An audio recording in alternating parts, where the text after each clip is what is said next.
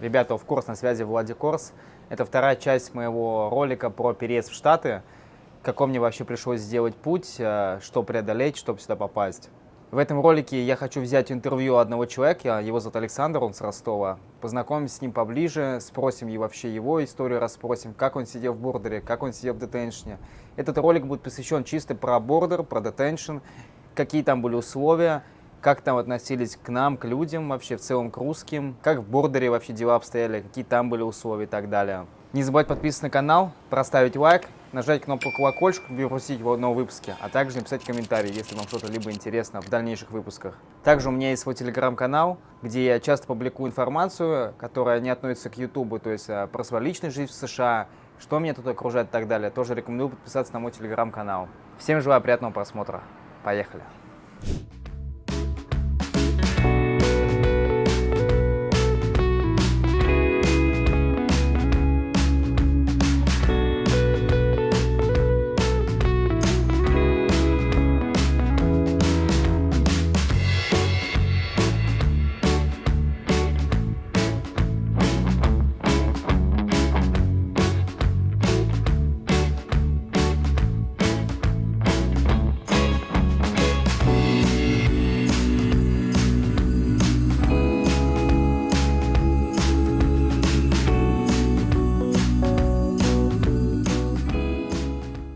Приветствую. Расскажи вообще о себе, как зовут, откуда родом, как вообще, сколько уже в Америке находишься вообще в целом? Меня зовут Александр, нахожусь в Америке 3 недели. Я из города Ростова-на-Дону. Всем ростовским привет.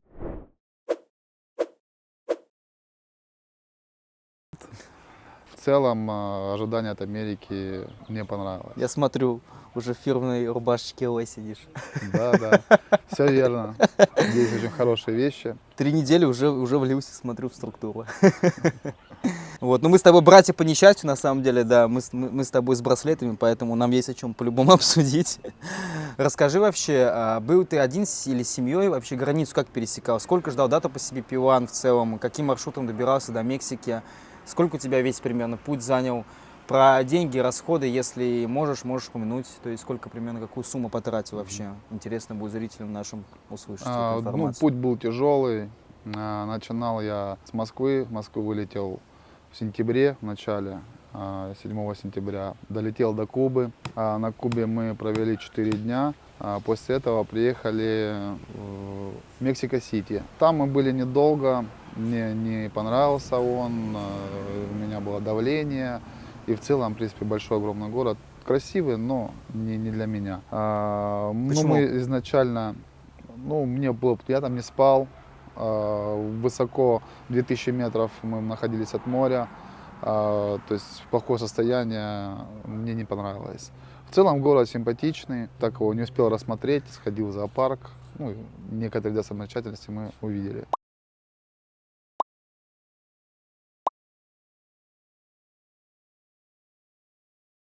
Как еда? Еда в Мексике, в принципе, она одинаковая всегда. И всегда очень острая. Что-то есть интересное, но на постоянно это тяжело. Для наших русских не очень удобно. А по поводу даты, сколько вообще ты ждал по дням вообще CBP? CBP я прождал 191 день и плюс 20 дней еще до перехода. То есть в целом 201 день. Нужно принять успокоительное. Ужас, если 211 честно. дней. Ужас. Это ты, получается, подавал только на один порт, только на какой-то определенный? Нет, 190? я подавал сначала на один, потом начал подавать то есть на ближайшие, которые более удобные для перехода. И в целом начали в Калексико все получать даты. И мои друзья, знакомые, которые мы подружились, познакомились в Мексике, и все начали получать. Я тоже начал подавать, и следом тоже получил дату. Какие были ожидания, если не секрет? Вот ты, наверное, приехал, у меня были ожидания такие, что я приеду за 50 дней, поймаю, думаю, за 40. В итоге, у тебя какие были ожидания? Ты Ожидания были, думал, дней 60, максимум там потолок 90. Но когда вот это затянулось очень сильно, конечно, не ожидал. Уже на грани были, тяжело было. Привыкли к Мексике за такой период времени. И Кроме поэтому, да, кроме еды. Все верно. А вот расскажи поподробнее, через какой порт переходил границу, как обстояли дела вообще в бордере? Ну, ты когда дату, говоришь, поймал, ты, получается, поймал на Калексико, насколько я помню. Ты поймал на 191 день, на 211 переходил. Сколько вообще ты в бордере пробыл? Как тебе там вообще условия? Как было питание, душ? Мне интересно, потому что я, насколько я знаю, душ у меня, например, был в бордере 3 минуты. Мне там, как условно в армии, там давали мыться там, или быстрее, пока спичка горит. В бордере было все очень плохо. В плане того, что не давали поспать, интервью проводили ночью, дергали ночью, выспаться невозможно. Лежали постоянно на полу, на матрасах, людей было переполнено. Около 50 человек мужчин, около 50 человек женщин было. Вот в этом бордере, там же Да, небольшой бордер. да, он небольшой, было очень много людей, нас собирали, мы там 5 дней были. Подушек нету, то есть не высыпаться, ну, еду давали. То есть плохая еда. Ну, давали. что давали? Вот мне лично просто печень давали, там, какое-то печенье, буррито на завтрак Да. и сок, все. Все верно. Никаких Печенье, калорий ты не получаешь, ни цитрусов, ну, Да. никаких витаминов. То есть у меня кости начинали, например, на 5-й день уже болеть, самого лично. Все верно, да. Давали плохую еду, давали, ну, более-менее ужин был адекватный, который можно было наесться. Там что-то такое второе, более-менее давали там какую-то картошку, может быть, там какой-то там салат, там что-то, комплекс какой-то уже готовый, но тоже маловато было. Опять же, чипсы какие-то, сухарики, там, начосы. На завтрак, обед и ужин. Да, все верно. А отношения вот как к тебе, как ас-офицер, ну, вот, которые на стоке регистрации там были, как вот расцениваешь, не знаю вообще. Вот ты говоришь, тебя ночью поднимали там постоянно, каждый там, так. Это мороженщик ездит. Бэкстейдж со съемок? Да. Ребят, минутку перерыва. Так, я тебя спрашиваю, отношение сотрудника офицеров к тебе вообще какое, расскажи. Отношения с офицеров, как будто мы не люди какие-то, им не имели значения, кто мы, что мы. Только интересовал порядок, который должен быть в бордере. И, в принципе, больше их ничего. Они поднимали, не имеет значения, человек спит, чем он занимается. Телефон проверяли, кстати, у меня все проверяли. Там же пин-код они вводили. Да, полностью телефон весь проверили, проштудировали, просили, чтобы мы от соцсетей дали всю информацию. Ну, я как бы дал, ничего не скрывал. Не знаю, зашли, не зашли они. Ну, в целом, WhatsApp весь прошуртили, а телефон я тоже посмотрел полностью. Это было сколько понятно. дней в бордере сидел сам? Потому что вот у меня был срок, например, 5 дней. Говорят, что это даже долго. Кто-то там 10 дней сидел. 5 дней тоже. Тоже 5 дней. Тоже 5 дней сидел, да. А потом отправили меня в Калексико, в Империал. Да. Где мы тоже судьбу разделили вместе. Тоже в Калексико сидел. Ну, раз мы тогда про Калексико заговорили, про детеншн, расскажи, сколько в детеншне по времени сидел. Вот лично я, например, помню, что я 1 марта в бордер приехал, да, и после этого 6 марта я поехал в детеншн. Нас повезли на каком-то автобусе, знаешь, вот, может, как из американских фильмов, там такой автобус, решетки, ну, ты, наверное, помнишь, да, вот этот вот момент, как из фильмов, из американских, там, где преступнику везут такой какой-то желтый автобус, по-моему, или такой сероватый с решетками, на тебя нацепляют наручники назад, скручивают тебя цепами какими-то, то есть, как будто мы какие-то, не знаю, как будто какое-то тяжкие преступления совершили, если честно. Все верно. У нас точно так же прицепили наручниками не только руки, но еще и ноги, и цепь между ними была, У меня ноги не было. как будто мы самые опасные преступники. Но больше всего не понравилось, нас прицепили, а латиносов, к сожалению, им просто руки без ног. А русских почему-то вот именно так вот. У нас не всех. Вот нас отправляли в первый поток, когда мы там... мы в выходные уезжали. Может, выходные по лояльной смене была, непонятно на самом деле. Ну, это было ужасно. А в детеншне вообще сколько по времени тоже сидел? Расскажи, какие вообще условия питания, содержания. Вот мне говорят, что этот детеншн один из самых лучших вообще из всех, что есть. Ну, вот по условиям содержания, вот где мы сидели. Imperial Detention Facility, он как так называется? Да, все верно. Да. Ну, один из самых лучших, говорят. Ну, на самом деле, да, он неплохой. Но, опять же, отношения с офицеров латиносам позволяли больше, чем русским.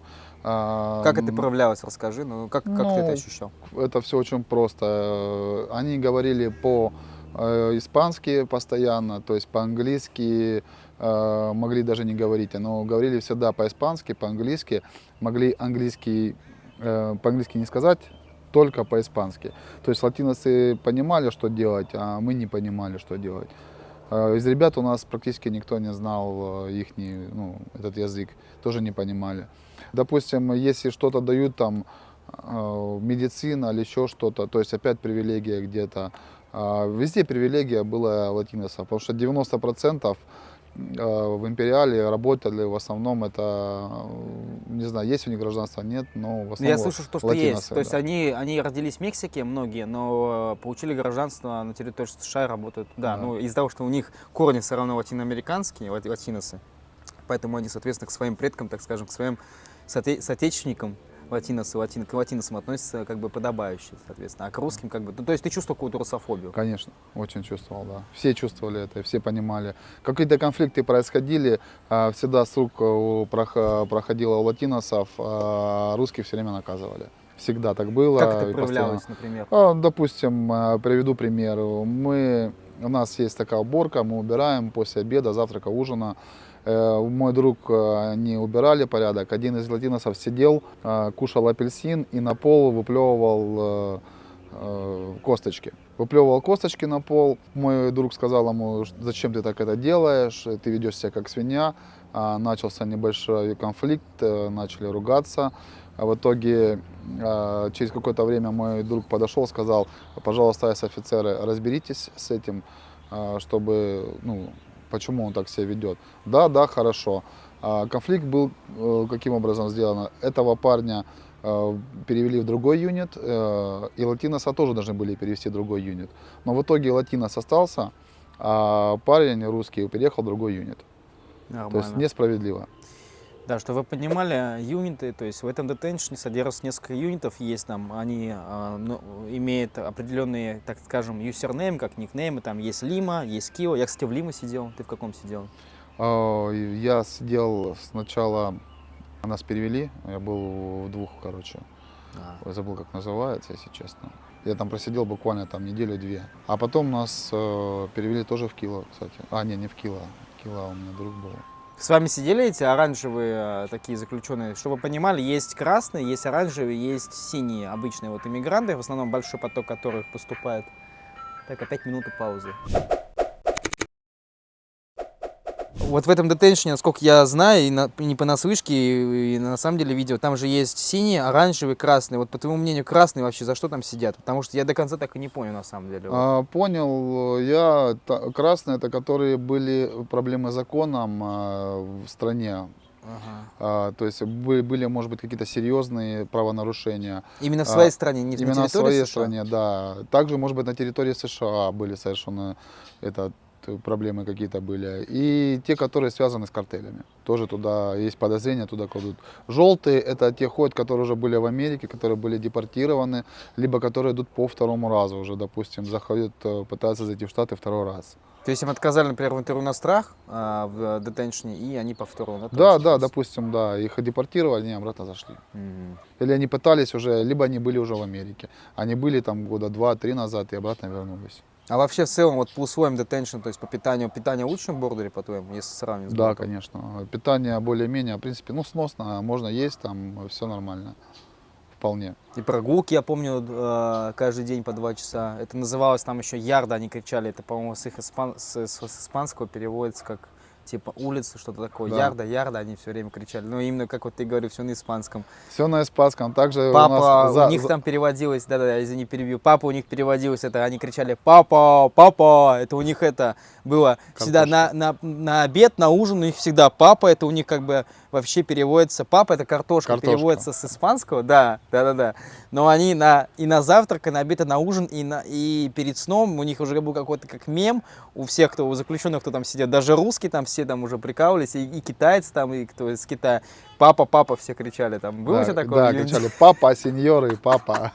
Дын-дын-дын, мы жарим картошку. Дын-дын-дын, мы жарим картошку. Дын-дын, мы жарим картошку.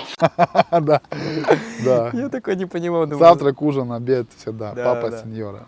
А ты вообще вот сам, как там вообще время проводил, чем там занимался? То есть там какие-то, ну, не знаю, английский учил или что вообще делал? Ну да, пытался учить английский, ходил как-то отвлечься на работу. Там была работа, там $1 20 центов, что ли, платили. Там. А, да, там же работа была на кухне, работа была, по-моему, в прачечной, да? Да, Там мы в доллар, прачечную ходили, да. там Но мы доллар платили. Да, мы ходили туда для того, чтобы там много было людей, которых по ним там раскидали, мы общались, собирали информацию, хотели понять, как работает система эта, но система работает рандом, непонятно, как она работает. Рандом. Но все зависит Точно. от айс-офицера. Айс-офицер, мы поняли, это бог и царь. Вот он захочет, он выпустит тебя, не захочет, он тебя не выпустит.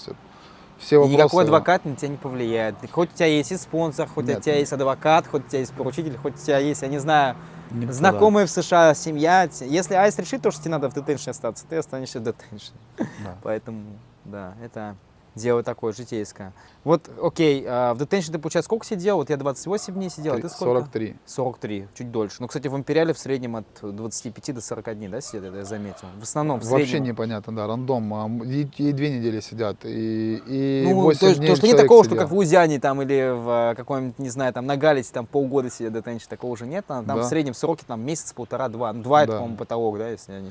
Не, Я- по-разному, непонятно, все рандом. У нас парень позитивом сидел 6 месяцев. В Калексико? Да. И он до сих пор сидит, общался с ребятами, до сих пор сидит. Еще парень сидел, тоже собирался судиться. У них такой закон. Когда если человек начинает собирать документы, уже подготовился, собрался судиться именно там, в детеншене, они просто берут его за 2-3 недели, за месяц выпускают. Все. И суд Хитрые, переносится, хитрые да. Чтобы специально человек не выиграл. Видит, что у него там будет позитив, и они его выпускают. Как они заранее могут быть уверены, что он выиграет? Ну, как-то они же чувствуют. посмотрят его дело и видят там же интервью, и по интервью все понятно. Ну, давай тогда перейдем к контрольным вопросам. Мне интересно, вот смотри, мы с тобой братья по несчастью, так скажем. У нас вот есть Да. по браслету, У да. нас есть Я замечательные- вышел, получается, 2 апреля, ты 30 мая, насколько я помню, ты вышел, да, ты говорил? 29 или 30 где-то, да? 3 недели назад как раз. 30-го, да. 30-го, мая, да. Вот, на 2 месяца позже, чем я. И, по сути, ничего не изменилось, только, наверное, ухудшилось. Когда я вот выпускался, это называется в детеншне BNB, кричат там BNB, когда выпускаются люди. У нас было 15 человек русских, из них только 3 повесили браслеты, и 12 отпустили. В 11 вешали всем подряд, всем, ну, кто даже не русский, там вообще всем подряд, там китайцам, ну, китайец, по-моему, один был всем, а русским повесили только 3, вот нам.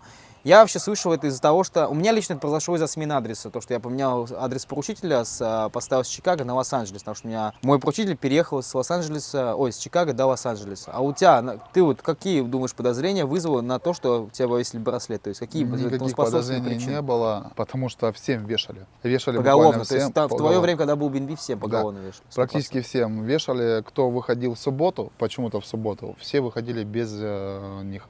Те, кто выходил в будние дни, выходили. Только там по-разному все происходит в последнее время. Сейчас все ходят с браслетами. Раньше приходили до офицеров, доходили, им снимали. Я пришел, там, где мы с тобой познакомились, как раз таки. И мне просто-напросто сказали: подожди 2 часа. Я, подожди своей очереди. Я подождал 2 часа. Возлагал надежды. Да. Подождал я, подошла женщина, просто дала мои документы и сказала: все, гудбай, до свидания, приходите, вот дата. То есть молча, смотри, еще раз, то есть ты пришел, ну я помню, то есть тебе дали бумагу молча, тебе ничего не сказали, просто молча дали бумагу и показали на число, и все. Да, все верно. Я хотел спросить, будут снимать, а мне сказали: нет, тебе ничего не будут снимать. Тебе все-таки ответили на вопрос, что не будут снимать. Да, все, гудбай Нет, сказали, мне даже не приходите отвечали. вот этого числа. И я ушел, когда домой, перевел, что мне там написали, а у меня, показывается, я сидел на стульчике, а они за меня провели интервью, поставили галочки, ну там как бы нормальные галочки, все понятно, все адекватно. То есть мной никто не занимался, просто-напросто взяли и перевели время через месяц. Вот я прихожу 11 числа, что они ответят, мне непонятно. Будут со мной общаться, не будут общаться, проведут, непонятно ничего, все рандом опять. А те, кто с тобой выходил, вот русские, они говорили, может быть, какие-то были причины способствующие, почему повесили? Может, у них какие-то конфликты были в детеншне, они реквест писали, это вот обращение, когда с кем-то конфликтуешь, там на планшетах реквест бывает пишут. в детеншнах? Может, какие-то они что-то говорили? Совершенно нет. Тут, ну, не знаю, один человек, может быть, и писал реквесты, да, там, на кого-то, на чего-то, но всех поголовно, которые мы выходили с разных юнитов, всем повесили. Даже Всем. у тех, кого там один, ну, у кого там жена уже, там, допустим, в США, У или всех там... совершенно. Удивительно вот вообще. Потому что я слышу такие истории, вот, допустим, до того, как я вышел, это, получается, где-то был январь-февраль, люди тоже выходили из детеншена и никому не вешали браслет. То есть вот буквально вот в начале этого года еще не было такой ситуации, что всем поголовно вешали.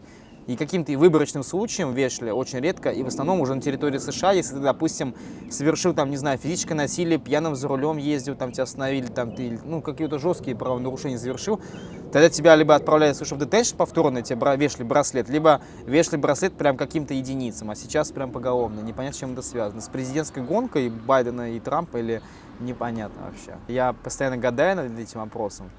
И мне кажется, что тенденция сама по себе идет к ухудшению именно. Ну, то есть что-то происходит такое, что меняет это вот положение людей, как будто пытается психологически людей задавить. Возможно. Но мне кажется, это просто-напросто, мое мнение, это просто контроль людей, потому что многие люди разные попадаются, и много они нарушают те законы, которые не дает этот, допустим, как он называется правильно? GPS-трекер. GPS-трекер, да. Он не дает просто уехать от поручителя, допустим, или еще куда-то. То есть нужно какие-то делать телодвижения, нужно куда-то ехать, куда-то говорить, оповещать. А некоторые, может быть, просто забивают на это все. Говорили, кстати, тебе в детеншне про 120 миль, что надо, что не больше 120 миль можно от радиуса, где ты проживаешь, выезжать. Тебе про это рассказывали? Нет, нам ничего не рассказывали, нам просто дали документы, сказали, приедете к офицеру в Лос-Анджелесе, вам все расскажут. Ну, естественно, мне даже никто не встретил, поэтому понимания никакого не было. Рассказали, дали бумагу, молча сказали, 11 июля приходи. Да, все верно, все верно. Супер. По поводу, кстати, браслетов, выдают вот такую док-станцию, они заряжаются, здесь есть такой аккумулятор отдельный, то есть вот, если посмотреть. Да, я покажу. Он вот так вот берется, он заряжается, и когда он заряженный, вставляется на ногу, и он начинает сейчас заряжать, он сейчас включится. Правильно по-моему, нет, не Да, неправильно вставил, да. Должно быть этот щелчок должен быть, не-не-не. Нет, я почти не до конца. Может, ты уже его сломал? Нет, еще работает пока. Должен звук быть такой, ты? Вот. Во. Все, Вот сейчас зарядка вот пошла, сейчас кстати. он красным показывает, он сейчас заряжает. 2 часа с ним ходишь, очень неудобно с ней ходить, потому что она становится намного тяжелее, давит на кость, и ну, на самом деле прям больно. Стараюсь, когда отдыхаю, ничего не делаю, только тогда заряжаться. Дискомфорт очень большой с ним, потому что, во-первых, от тебя американцы шугаются, думают, что ты какой-то бандит. Бэтбой. будто, да. Из фильма «Плохие парни», Уилл Смиту привет. Я только что откинулся, и больше я не сяду. Я не сяду больше. Да, как будто думает, что мы что-то нарушили серьезно, даже спрашивали его, там, вот все проблем, там, что ты сделал, там, что ты нарушил. What is you doing, man? Oh, are you crazy? Ты сумасшедший. Да, думают, что мы сумасшедшие, побаиваются нас с этим браслетом. В целом, правда, неудобно. Вот если забыл зарядку, ну, у меня был такой случай, я забыл зарядку, я отъехал по делам, и мне пришлось все бросить, а он запищал, и мне нужно было ехать домой за этой зарядкой. Потому что в случае, если я не буду показывать свою локацию, меня могут арестовать и обратно отправить в детеншн. Или даже депортировать, я слышал. Или даже такие. депортировать, да. То есть могут даже не в детеншн отправить, а сразу, по-моему, депорт. Ну, это если надо какое-то сделать что-то жестокое слишком, наверное, нарушение. Либо его, там, не знаю, снять, я слышал, и кто-то пытается их отрезать, вот эту резинку силиконовую даже пытается Возможно. снять. Я вот лично бандану ношу, чтобы, допустим, меня дискомфорт не вызывал. А я носки постоянно перевысокие одеваю. Носки? Чтобы, да, тоже, Как бы типа помогает. гольфы, в общем, да? Да, вот без типа них натирает больно, поэтому приходится в носках ходить высоких. У меня до такой степени была ситуация, то, что у меня натирало прям чуть ли не до вот такого шишки здоровой, как я не знаю, как ну не гематома, это как называют, ну, в общем, огромная Волдырь. шишка. А? Как на волдырь, наверное. Ну да. То есть я прям делал фотографию, потом ходил к врачу, брал справку, реально ходил к врачу, с этой справкой приходил к Айсу, и они мне говорили, прям сидел всю длинную очередь, 3 часа, и они мне говорили, ну мы можем вам браслет на другую ногу перевесить, по сути, мы больше вам ничего продолжить не можем. То есть, а я им объясняю, говорю, ну у меня на другой ноге будет шишка тогда набиваться, на этой живет. Ну мы можем вам только поменять браслет на другую ногу, стопу, типа того. Вот это был весь ответ от офицеров, когда я к ним пришел. То есть я им принес официальный документ с emergency, то, что у меня болячка, фотографии им предоставил. они меня отправили сначала в ИСАП. ИСАП, ты, может быть, туда ходил. ИСАП — это отдельное такое заведение, где устанавливают некоторым, не всем. Мне вот, например, установили приложение SBI SmartLink. Это такое приложение, там у вас указан календарь, вы должны в определенные дни, когда приходить отмечаться, когда, там, например, когда к вам офицер придет, или там какие-то сотрудники, или по видеосвязи созваниваться, там определенные есть, как сказать, как календарь, прям как ежедневник, там по времени, по датам указан, когда тебе надо явиться в офис лично, или у тебя личный визит к тебе домой, тебе надо сидеть там с 7, по-моему, утра до 4 вечера дома, ждать айса, или там ждать видеозвонка, в общем, такие вот дела. По-моему, тебе такого не устанавливали. Ты вроде Нет, про ИСАП пока говорил? еще не было. Но Пока еще ты не надо пропагандировать. Но по статистике всем эту программу устанавливают. Всем потом, Со временем, да, потом? со временем, да, снимают потом GPS и потом ставят приложение.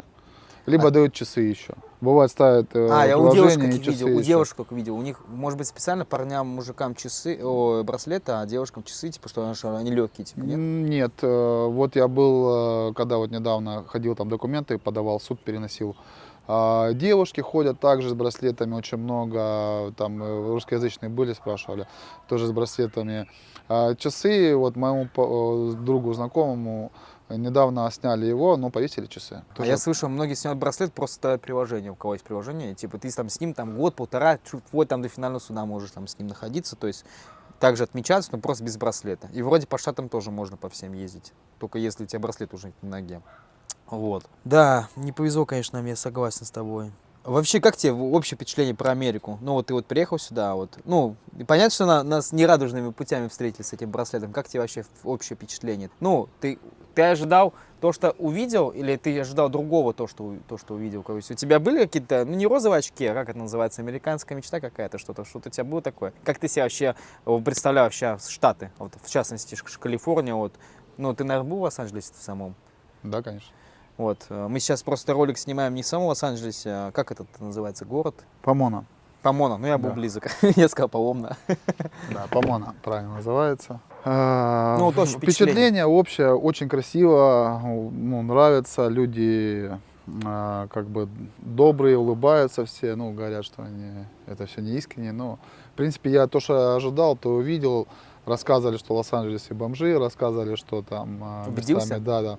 Убедился, да, действительно, контраст очень большой. Фотографии будут вот здесь вот. Да, контраст очень большой. Едешь, красиво, классно, замечательно. Бах, бомжи, палатки там. Был в шоке, если честно, когда проезжал. Бомж выходит из палатки, и у него заряжается Тесла. Там с подзарядки он садится в Так в Теслу. Америке, мне кажется, такое можно увидеть. У них машины лучше, чем у нас, у бомжей. Хорошие машины, действительно, да. В натуре! Но при этом живут в Тоже. палатках, да? Да, при этом живут в палатках. Нормально. Непонятно. Ну, рассказывали, что просто у них такая жизнь, им так нравится, не хотят не работать, ничего делать. Есть специальные службы, которые ходят и спрашивают у них там все, либо у них нормально, может им что-то дать, там, поесть или еще что-то. То есть даже специальные службы ходят, у них проверяют, как у них дела. А вот парень рассказывал, что у бомжей у некоторых там на счету там и по 300 тысяч долларов может быть. Потому что им выдают еще какие-то там, не знаю, как она называется, ну какие-то деньги им выдают. Ну, в общем, в целом ты не разочарован впечатление, то есть, Нет. ну, как бы ожидания, они оправдали реальность. Ну, ты ехал без розовых очков, Да, конечно. ну, это самое главное. И вот еще мы не затронули тему по поводу, сколько ты денег потратил, ты по итогу, вот у тебя весь путь вот занял, получается, ты сказал, 190 дней ты сидел в Мексике, потом 20 дней ты, значит, от ловли даты до, так скажем, в кавычках, до бордера у тебя 20 дней прошло, и потом ты еще до Теншни 40 дней сидел, примерно у тебя, получается, 250 дней весь путь Да, занял. да. То есть это сколько? Это 8 месяцев, да, получается? Да. 8 с лишним месяцев. А вот по деньгам в итоге сколько ты потратил? Ну, по деньгам, что до Теншни ты тоже, да, да, ну где-то примерно 9,5 тысяч долларов потратил я за все время? за все время. 2,5 тысячи долларов? 9,5. А, 9,5. Да. Мне послушалось, я удивился сначала, 2,5 тысячи.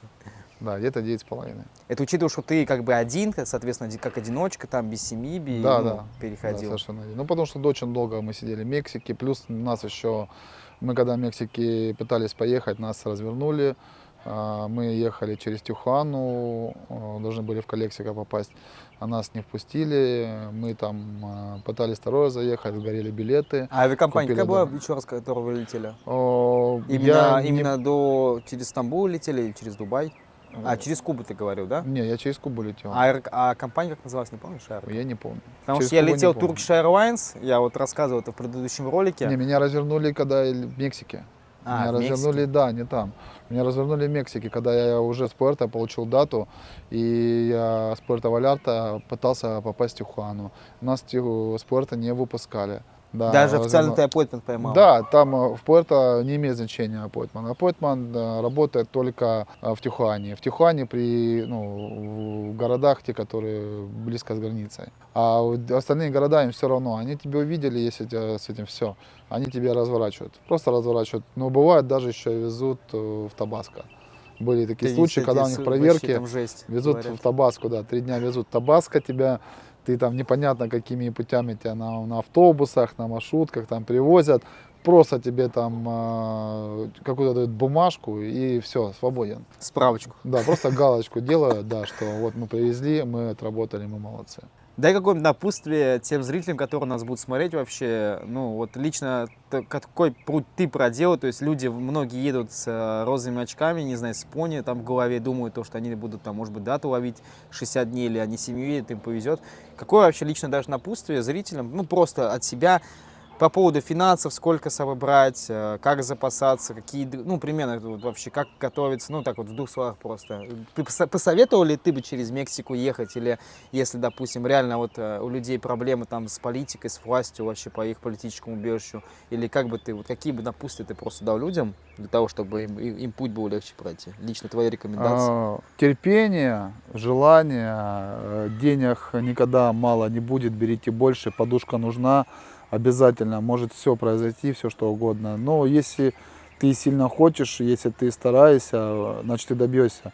Всех ребят, с которыми я познакомился в Мексике, все до одного прошли, некоторые еще сидят, но они все выйдут и все добьются своих результатов.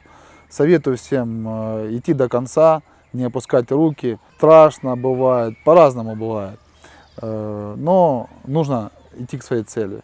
Я советую идти к своей цели. Если цель у тебя есть, ее нужно достигать. Как я всегда времени скажу, нет ничего невозможного. Правило 3Н. У меня всегда на всех социальных страницах висит правило 3Н. Да, Так скажем, что нет ничего невозможного.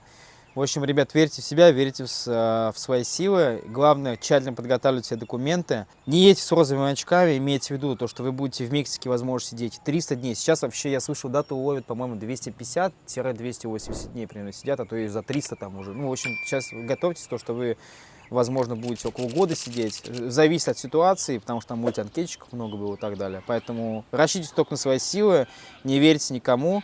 Как мне отец говорит, не верь, не бойся, не проси. А тебе, Саш, спасибо большое за интервью. Конечно. Еще встретимся. Да.